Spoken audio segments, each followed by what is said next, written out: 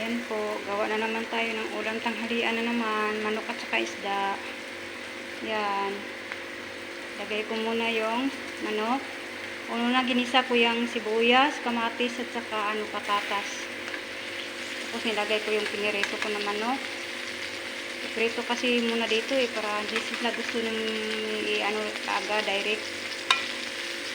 Tapos nilagyan ko yan ng sirkul aswad, black pepper at saka yung buharat nila dito, lahat-lahat.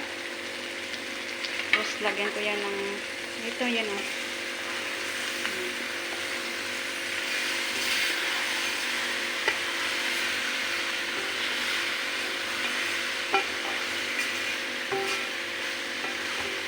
Yan po. Tingnan nyo.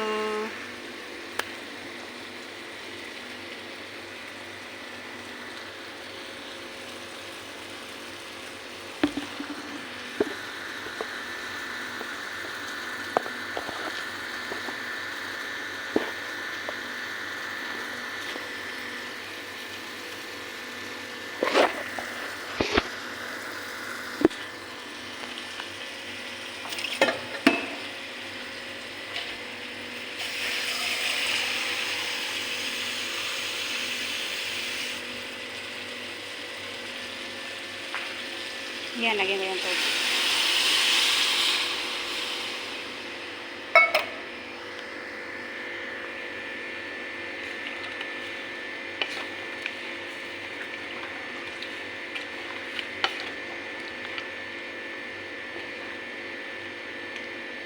Yan po.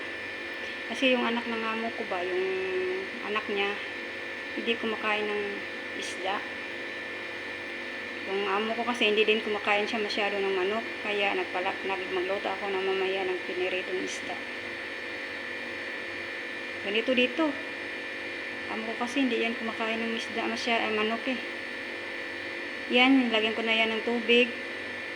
Tapos pakulaan hanggang maglambot yung manok. Kasi lang po. Lagyan niya ng kesbara pag malambot na yung manok. Yan, mga langga. Luto time. Yan na po. Sarap yan. Yan.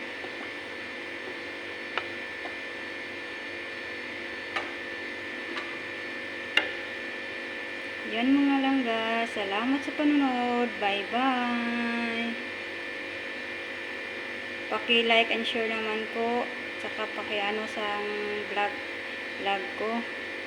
Paki-follow. Bye-bye. God bless.